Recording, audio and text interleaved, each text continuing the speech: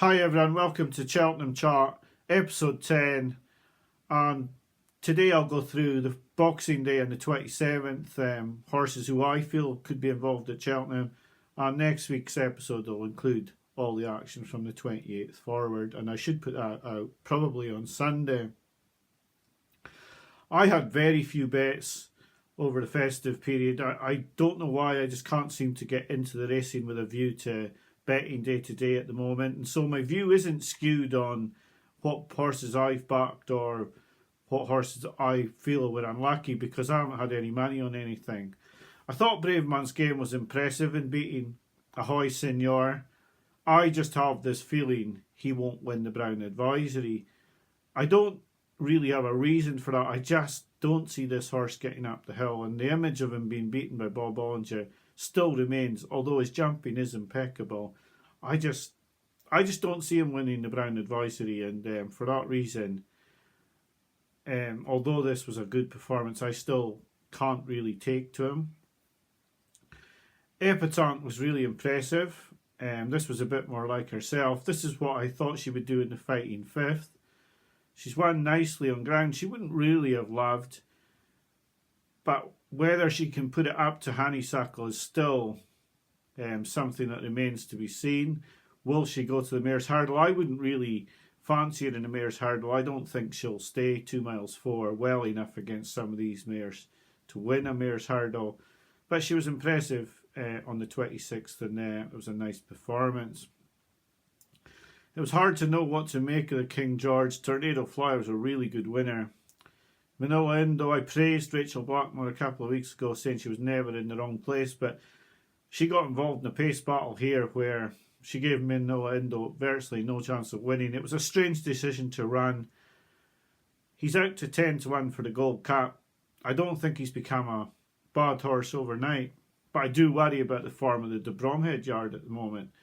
They don't seem to be firing in winners like they were last season. Their top horses aren't running quite as well as they were. I know Honeysuckle and a Plutard have, but many have disappointed, and I was really disappointed with Manila Indo.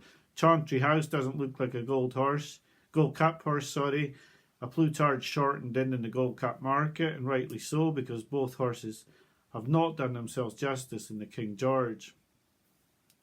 So really disappointing from Manila Indo, and you have to forgive this to be going in even at the 10-1. But he's always run well at Cheltenham, and he could quite easily come back to form. At Leopardstown, Sir Gerhard was deeply impressive, and I was really, really impressed with his win until I looked at the time and it wasn't that good.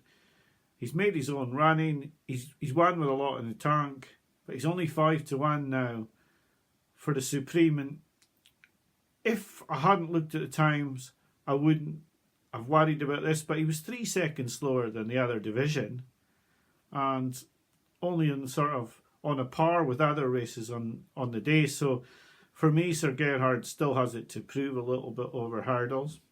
Phil Dor was visually really good, but he was even slower than Sir Gerhard, and by quite a bit as well. So although he's winning all these races and shortening for the Triumph, his time was not very good yesterday.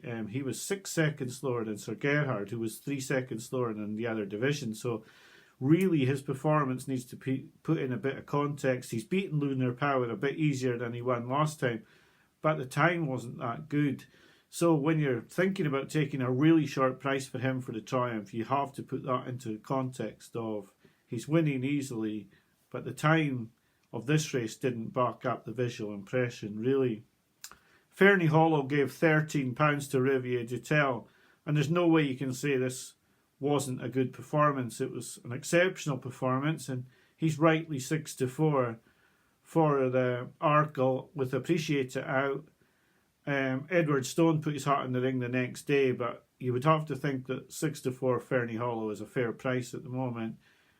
He looked really good. He'd only have to give her £7 at Cheltenham. The only worry is, how will he jump at Cheltenham? But at 6-4, he's the rightful favourite for the Arkle.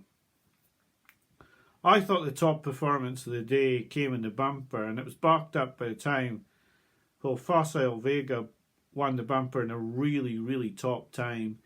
He was way ahead of the clock, even allowing for the hurdles in the other races. I think even now we could just about call the bumper as a straight match between American Mike and Facile Vega. This was a really impressive performance against good rivals, and there seemed like there was more left in the locker. And so, although Facile Vega and American Mike, people may crab their performances, they've both backed it up on the clock. They've both looked exceptional. They come from the top two bumper yards, and I don't really see that there's going to be much to come out. I think one of them will win the bumper, if I'm truthful. Master McShee won the Faugheen Novice. Farouk Delane got a wee bit robbed, really, but I'm not sure that either of them will be going to the festival and winning. If I'm honest, I didn't think that either of them would be winning. I thought Master McShee's performance was very good on the day. He did quicken up. He looked like he was going to win. Then Farouk Delane got away from him again, and he's just managed to get up. But I don't think either would be really troubling Bob Bollinger. Jerry Colomb came out and won. He's a candidate for an Albert Bartlett or a Ballymore. He was impressive again. He's just winning as he likes when he does turn up. And he's one that you can't forget about for both races, because he's just a really good horse. But he does seem to be coming out very sporadically. But he was very impressive on the day, as was O'Toole at Limerick, who both of these horses won really nicely. They didn't really beat a whole lot. They were heavy odds on to win. And they've just done what was expected. And they'll have to go up in grade before we can grade them. So that was my thoughts. On Boxing Day, I think taking any of the winners, you have to take Facile Vega out as the biggest eye catcher of the day. I mean, his odds tumbled from 14-1 to 7-2 for the bumper, rightly so in my opinion. I thought he was really impressive. I liked his performance a lot. There is going to be a lot of short price favourites at the festival if you look now. We're going to go through the 27th. Next in the programme, but if you look at the odds already for the races, you've got John Bon, who's short, you've got Fernie Hollow is going to be short, Honeysuckle's going to be very short. There isn't a short price favourite in the mares, but it looks like each division, as we go further and further into the season, is going to have a very short price favourite. Shiskin will be very short for the Champion Chase. So we are looking to try now, after Christmas, to try and find a couple of bets. But at the moment, they are looking thin on the ground. So that was my thoughts on Boxing Day, and I'm just about to go through my thoughts on the 27th. On the 27th, 3 horses threw their hat into the ring for the Triumph Hurdle. ICO for Paul Nicholls won really impressively at Kempton. It was a nice performance. He's into 8-1. I thought he might fall out the back of the television with the early pace setter, but he stayed on really, really well to win this. Then there was Porticello winning the finale at Chepstow. His performance was also very good. And I think one that might go under the radar a little bit was Ikea Allen for Willie Mullins at Leopardstown. I thought his performance was really good. It didn't look visually as impressive as the other two, but I thought he wasn't stopping. It's a race that the JP operation have used for Triumph Hurdles and winners in the past, and I think he was decently priced at 14-1 after the race. I wouldn't have pushed him. I wouldn't have put him in that high up the betting. I thought he might have been an 8-10-1 shot. So if you were impressed with him, I think he might be a bit of value, really. Edward Stone won at Kempton in his Arkle trial. He was very impressive for me. I thought Do Your Job was going really well and jumping maybe slightly better than him coming into the home straight, but Edward Stone's picked him up and carried him really. He's won really nicely. He's 4-1 second favourite for the Arkle, and although he was deeply impressive, I still think that Fernie Hollow is the rightful favourite at 6-4. Shiskin came out on the same meeting at Kempton, and he was just awesome, really. everyone had doubts about how he would perform after missing intended targets, etc. But he blew them away, really. Greenatine's not the same horse away from Sandown.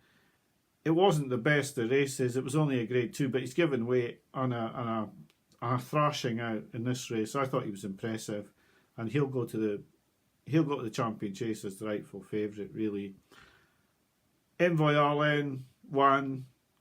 People saying he's got his season back on track. I don't think he's really beaten much here. He was a winner for De Bromhead, but this wasn't much of a race. You'd have to see Envoy Allen do this in a better class of race. If Shaka and Persois had been in this race, yeah, I'd have been impressed. But to beat the two rivals he had, the Battle over Doyen and Sizing Potsy, you'd have to see it again for me. But I'm sure they're pleased to get a big race in the bag. But I don't think it was that great a win, and I wouldn't be backing Envoy Allen for the Champion Chase.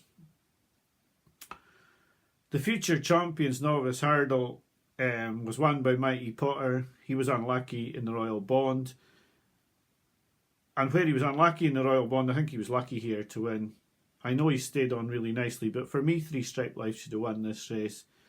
He's missed out the second last and the last. He's had to be switched in, switched out. And I think he's just lost momentum twice at critical times in the race. I personally feel this is a race that probably Davy Russell would like again. I thought Three Stripe Life was the moral winner of this race. I thought he was very, very unlucky not to win.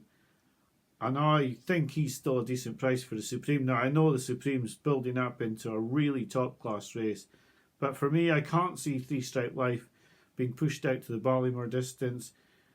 I'd think Mighty Potter's more likely to be pushed out in distance. He looks the stair to me. Three Stripe Life looks like he's got a turn of gears. He just never got a chance to show it because each time he was ready to go and change gear, he's made a mistake, he's cost himself ground, and he's had to pick up again just to get back into position. For me, I would definitely take Three Stripe Life out of the race. I thought he was really, really unlucky in this race, and I think he's got a big future ahead of him as long as he gets his jumping sorted. Because was it a case of him fluffing his lines when the pace quickened? I'm not sure, but he really didn't jump either of the last two that well, and he's lost momentum, and he's had a bad trip round in a 6-horse race as well. I thought, for me, he was the biggest eye catcher of the 2 days, and that's all I can say on the matter.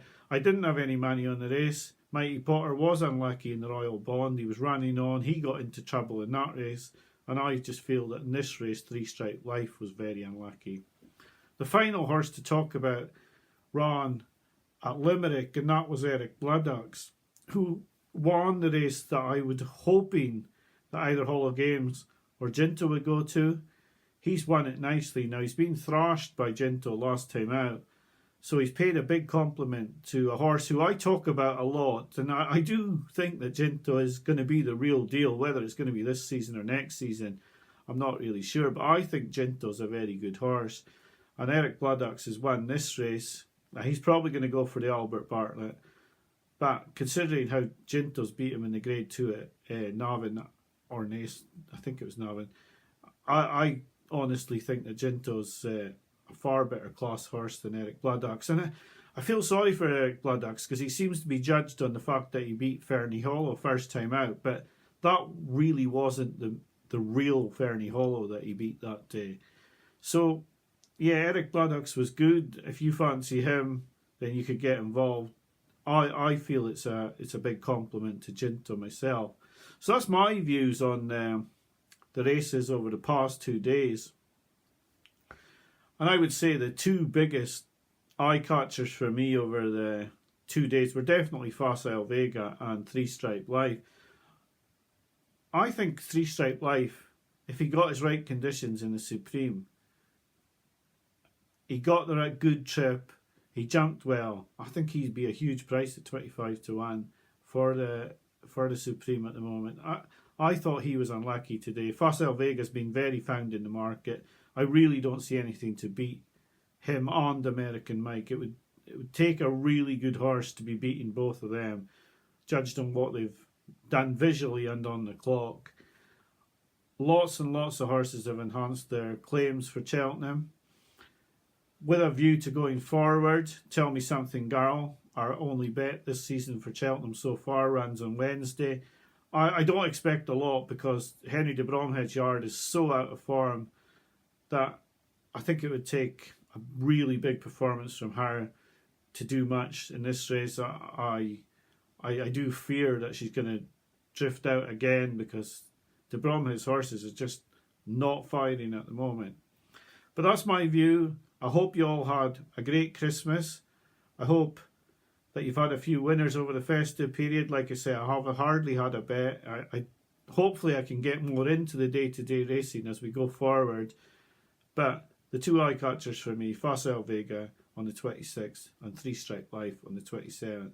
Thanks for watching. Have a great Hogmanay and New Year. Thanks for watching my videos over the past year and have a great and healthy 2022. Bye for now.